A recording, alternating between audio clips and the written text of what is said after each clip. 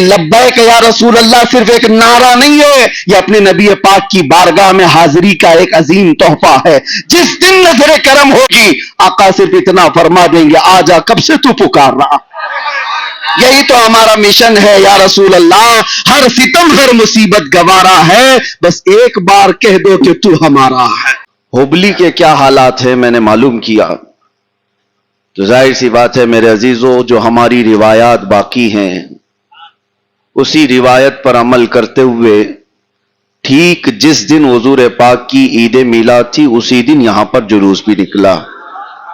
بات صحیح ہے؟ تو اس کا مطلب یہ ہے کہ حضور کے نام پر ہوبلی والے کوئی کمپرومائز نہیں کریں گے انشاءاللہ، اور یہی ہونا بھی چاہیے۔ ایک بات میں بہت چھوٹے وقت میں کچھ چیزیں دے کر کے چلا جاؤں گا، ویسے بھی ہمارے آنے جانے کی خبر گرم ہوتی ہے تو بہت سارے لوگ ویسے بھی گرم ہوتے ہیں۔ میں نے محسوس کیا ہے کسی مہمان کی آمد کبھی اپنوں کے لیے بھی نیند اڑا دیتی ہے۔ اپنے بھی انتظار کرتے ہیں، ایکسائٹمنٹ ہوتا ہے کسی محبوب کے آنے کا جس سے محبت کرتے ہیں لوگ۔ کچھ شخصیت ایسی ہوتی ہیں جن کے آنے کے انتظار میں اپنوں کی بھی نیند اڑ جاتی ہے اور غیروں کی تو فیوز ہی اڑتی ہے۔ خیر بات وہ نہیں ہے، لیکن ایک بات میں ضرور کہہ کر کے جاؤں گا۔ 1500 سالہ عید میلاد النبی اس سال منایا جا رہا تھا، کتنا زور و شور اور کتنے زیادہ اہتمامات کیے جا رہے تھے، اس کے باوجود جب وقت قریب آ جاتا ہے تو میں ان لوگوں سے یہ ادباً کہوں گا کہ کس چیز نے تمہیں اکسایا اپنے نبی پاک صلی اللہ تعالی علیہ وسلم کے عید میلاد پر کمپرومائز کر لو۔ لوگ یہ دلیل دیتے ہیں کہ جلوس تو کسی بھی دن کیا جا سکتا ہے حضور کی محبت میں، تو کسی دن بھی کیا جا سکتا ہے تو ہر دن کرو، ہر ہفتے کرو۔ ہمارے بزرگوں نے 12 ربیع الاول شریف کی ایک تاریخ جو متعین کی ہے، سب کے جذبات اس سے لگے ہوئے ہیں۔ ہم اپنے ہم وطن لوگوں کے بھی خیال کرتے ہیں، ڈسٹرب نہیں کرتے۔ یہ پہلی مرتبہ ایسا نہیں ہے کہ کوئی ٹکراؤ والی صورت ہے، ہم ٹکرانے والی بات نہیں کرتے۔ ہم اپنے نبی پاک کی محبت میں جب نکلتے ہیں تو انداز تو یہ ہے کہ کوئی اگر کاٹ بھی دے تو احساس نہیں ہونا چاہیے۔ محبت اسی کا نام ہے۔ حسن یوسف میں کٹی مصر میں انگشت زنا، سر کٹاتے ہیں تیرے نام پہ مردان حرم۔ لوگ اگر جلوس میں نکل کر کے دیکھتے، وہ شریر لوگوں سے ہمارا کوئی تعلق نہیں جو جلوس کو انٹرٹینمنٹ کے لیے استعمال کرتے ہوں۔ عاشقان مصطفیٰ کے جذبات سے تو نہیں کھیلنا چاہیے۔ ہوبلی والوں 100,000 بار مبارکبادی میں پیش کرتا ہوں، 1000 بار مبارکبادی پیش کرتا ہوں، اور فخر سے آج آپ کے سامنے کھڑے ہو کر کہتا ہوں کہ الحمدللہ آج بھی غیور سنی اس شہر میں باقی ہیں جو اپنے نبی کے نام پر کوئی سمجھوتا نہیں کریں گے انشاءاللہ، جو بھی ہو جائے۔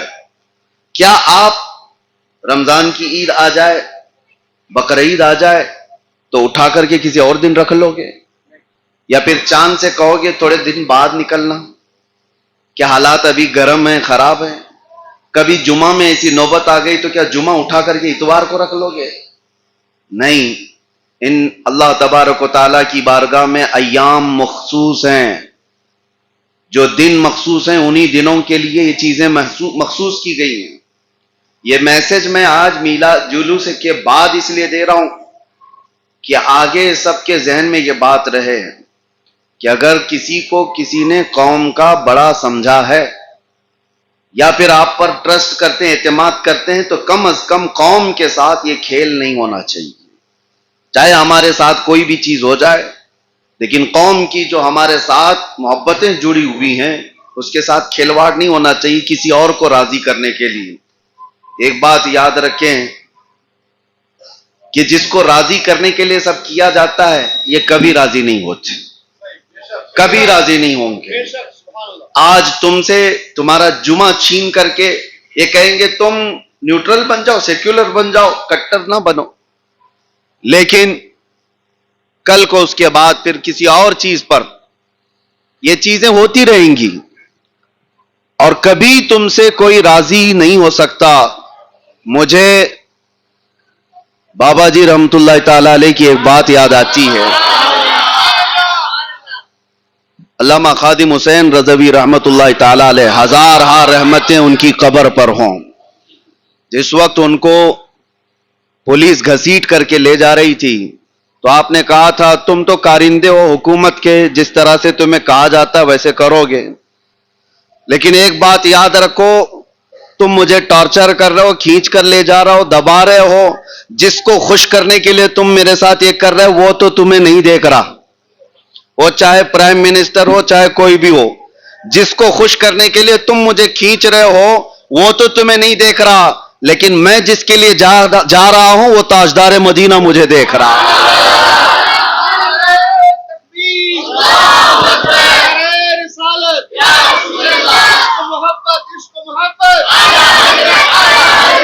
जिसको राजी करने के लिए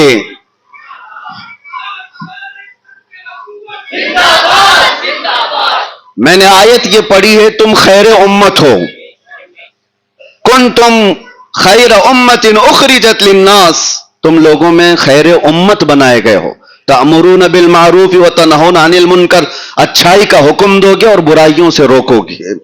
ये मिजाज तुम्हारा है।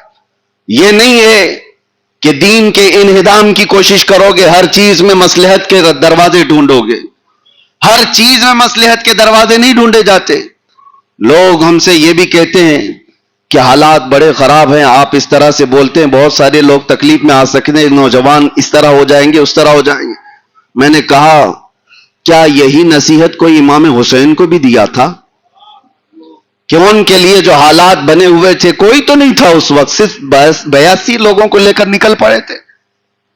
किसी ने मुझसे यह भी कहा था कि आपका होना बहुत जरूरी है, नौजवान आपसे जुड़े हुए हैं और आप रहेंगे तो दीन का काम होता रहेगा। मैं उनसे यही अर्ज किया था, अदबन अर्ज किया था, हम तो पता नहीं किस दर्जे में आते हैं और निकम्मे गुनहगार हमसे कई करोड़ों दर्जे ज्यादा अफजल और बेहतर था कि इमाम हुसैन का जिंदा होना, उनका होना कितना जरूरी था।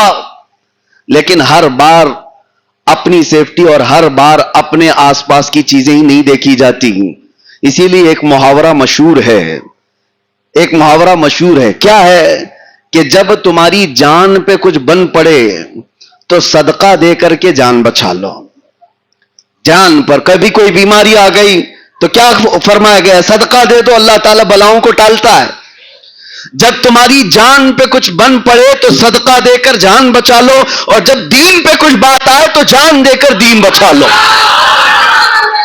जब दीन पे बात आए तो फिर सदका देकर के नहीं, अपनी जान देकर के दीन को बचा लो, वो अहम है। इसीलिए फाजिल बरेलवी इमाम अहले सुन्नत फरमाते हैं, सिद्दीक बल के गार में जा उन पे दे चुके, सिद्दीक बल के गार में जा उन पे दे चुके, हिफ्ज़े जान जो जान फुरूज़े गुरर की है। मतलब जानते हो आप, आला हज़रत का शेर सुनो, जब हिजरत के मौके पर रसूल करीम सल्लल्लाहु ताला अलैहि वसल्लम गारे सौर में थे, वाकया मालूम है, हजरत अबू बकर सिद्दीक सारे सुराखों को बंद करके बैठे हुए थे, एक सुराख पर पांव रखे हुए थे और उस पर सांप काट रहा था, और मामूली सांप नहीं, जहरीला जहर चढ़ गया था। आज भी आप पूछ लेना, मालूम कर लेना, किसी जहरीले सांप के काटने से आदमी सिर्फ आधे घंटे से 1 घंटे के अंदर मर जाता है। सिद्दीक अकबर को जो सांप काटा था वो जहर उनके सीने तक आ चुका था, पैर से चढ़ते हुए, और नबी पाक सल्लल्लाहु ताला अलैहि वसल्लम ने बाद में उनका पैर हटाने के बाद अपना लुआब पाक लगाया, जहर तो खत्म हुआ। ये वाकया तो मालूम है, वाकया मालूम है। लेकिन सुनो, हजरत अबू बकर सिद्दीक ने रसूल करीम सल्लल्लाहु ताला अलैहि वसल्लम की हिफाजत में, नामूस रिसालत की हिफाजत में क्या चीज दी? पांव नहीं, उंगली नहीं, बल्कि अपनी पूरी जान दांव पे लगा दिया। ये 5 फर्ज हैं हर मोमिन के लिए, जिसका जिंदगी में उसको पालन करना बहुत जरूरी है। उसमें सबसे पहला फर्ज है जान की हिफाजत। जान की हिफाजत, दीन की हिफाजत, इज्जत की हिफाजत, 5 चीजें जो शरीयत में फरमाई गई हैं, उसमें सबसे पहला फर्ज आपकी जान की हिफाजत है। जान है तो फिर सब कुछ है। जान की हिफाजत के बाद जो दूसरा सबसे बड़ा फर्ज है, नमाज की हिफाजत। ٹھیک ہے، نماز کی حفاظت. اور مولا علی شیر خدا اسد اللہ الغالب رضی اللہ تعالیٰ عنہ عصر کی نماز کے وقت حضور پاک کے آرام فرمانے کے وقت کیا کیا تھا انہوں نے؟ سورج ڈوب گیا، ان کی عصر کی نماز قضا ہو گئی. یہ بھی مشہور ہے کیا حضرت علی جان بوجھ کر کے چھوڑ رہے تھے؟ دیکھ رہے تھے سورج سامنے سے جا رہا ہے، اس کے باوجود حضور پاک صلی اللہ تعالی علیہ وسلم آرام کر رہے ہیں اور حضرت علی جگہ نہیں رہے، اٹھا نہیں رہے. عصر کی نماز قضا ہو گئی، روئے.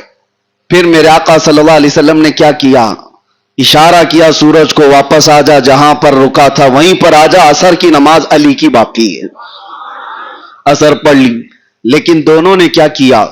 حضرت ابوبکر صدیق نے جان بچانے والا فرض تھا وہ قربان کیا، اور حضرت علی نے نماز کی حفاظت یہ فرض تھی وہ قربان کیا. کس کے لیے؟ حضور پاک کے لیے. اور پھر اعلی حضرت کو سنو، اب ناموس رسالت کا مسئلہ پورا سمجھاتے ہیں. صدیق بلکہ غار میں جان ان پہ دے چکے، حفظ جان تو جان فروز غرر کی ہے، سارے فرائض کی جان ہے جان کی حفاظت کرنا. اور مولا علی نے واری تیری نیند پر نماز. یا رسول اللہ، مولا علی نے واری تیری نیند پر نماز، وہ بھی نماز عصر جو سب سے اعلیٰ خطر کی ہے. پانچوں نمازوں میں نماز عصر کو نماز وسطیٰ کہا گیا، بیچ والی نماز. اس کی حفاظت کا حکم اللہ نے قرآن میں فرمایا، حافظوا علی الصلوات والصلاۃ الوسطیٰ. اس نماز کی زیادہ حفاظت کرنے کا حکم ہے. اور اعلیٰ حضرت فرماتے ہیں مولا علی نے واری تیری نیند پہ نماز، وہ بھی نماز عصر جو سب سے اعلیٰ خطر کی ہے. دونوں نے، ایک نے جان وار دی اور ایک نے نماز وار دی. اب ہوا کہ آگے اعلیٰ حضرت فرماتے ہیں یا رسول اللہ صلی اللہ تعالی علیہ وسلم، میرے آقا صلی اللہ تعالی علیہ وسلم کی بارگاہ میں کسی نے اپنی محبتیں پیش کی ہیں تو وہاں پر کوئی چیز باقی نہیں رکھی جاتی، بھر بھر کے دیا جاتا ہے. بدلا ہی نہیں بلکہ اتنا دیا سرکار نے مجھ کو جتنی میری اوقات نہیں. یہ تو ان کا کرم ہے، ورنہ مجھ میں تو ایسی بات نہیں. یہ تو ہم زندگی میں دیکھ رہے ہیں. ایک بار کیا حضور پاک کی عزت پر بات کرو، لوگ ٹک ٹک کر کے تمہارا چہرہ دیکھنے لگ جائیں. یہ کس کی عطا ہے؟ حضور پاک کی عطا ہے. صدیق اکبر نے جان وار دی لیکن گئی نہیں جان. مولا علی نے نماز وار دی، ان کی بھی نماز گئی نہیں. ان کی جان بھی بچی ہے، ان کی نماز بھی بچی ہے، گیا کسی کا نہیں. اعلیٰ حضرت فرماتے ہیں تو نے پھیر دی جان اور ان کی نماز. یعنی حضور پاک صلی اللہ علیہ وسلم نے ان کو ان کی نماز پھیر دی اور ان کو ان کی جان پھیر دی. پر وہ تو کر چکے جو کرنی بشر کی ہے، وہ تو کر چکے پر کرنی بشر کی ہے. اس پورے دو واقعے کے بعد اعلیٰ حضرت کہتے ہیں ثابت ہوا کہ جملہ فرائض فرو ہے. فرع کا مطلب سمجھتے ہو؟ ایک اصل ہے، ایک فرع ہے. اصل مین برانچ اور فرع کا مطلب برانچ ہے. اصل کی جو شاخ ہوتی ہے اس کو فرع کہتے ہیں. اور اعلیٰ حضرت کہتے ہیں جتنے فرض ہیں، نماز ہو، زکوٰۃ ہو، حج ہو، جان کی حفاظت ہو، یہ سارے فرائض یہ فرع ہیں، برانچ ہیں، شاخ ہیں. کہنے کو تو شریعت میں یہ سب فرض ہیں، لیکن اعلیٰ حضرت کہتے ہیں یہ دو واقعے کے بعد تو پتا چلتا ہے، ثابت ہوا کہ جملہ فرائض فرو ہے، اصل الاصول بندگی اس تاجور کی ہے.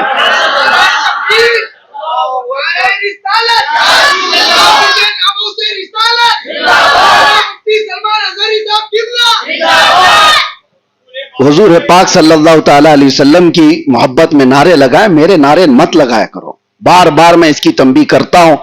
ہماری حیثیت نہیں ہے ہمارے نام کے، اور نہ ہی یہ استقبال، نہ ہی یہ سارے شان ہمارے لیے نہیں ہے. یہ ساری چیزیں نبی پاک صلی اللہ تعالی علیہ وسلم کی جب بات ہو رہی ہے تو بات صرف حضور کی ہونی چاہیے.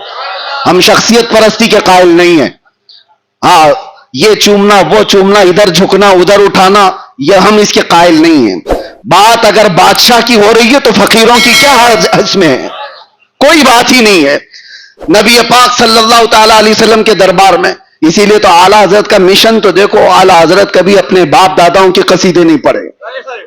ان کے باپ دادے کم نہیں تھے، وقت کے فہامہ علامہ سب کچھ تھے، لیکن جب قلم اٹھاتے تو یوں کہتے کرو مدح اہل دول رضا، پڑے اس بلا میں میری بلا، میں گدا ہوں اپنے کریم کا، میرا دین پارائنا نہیں، ہمیشہ بارگاہ مصطفیٰ کی تعریف کیا ہے، اسی لیے مولا ان کی تعریف ہر زبان پر آج کرا رہا ہے۔ آپ بھی اسی طرح اسی ماحول کو باقی رکھو، نعرہ لگے تو میرے مصطفیٰ کا، ہاں لبیک کہا جائے، خوب کہا جائے، یہ تسبیح بھی ہے اور بارگاہ مصطفیٰ کی حضوری بھی ہے۔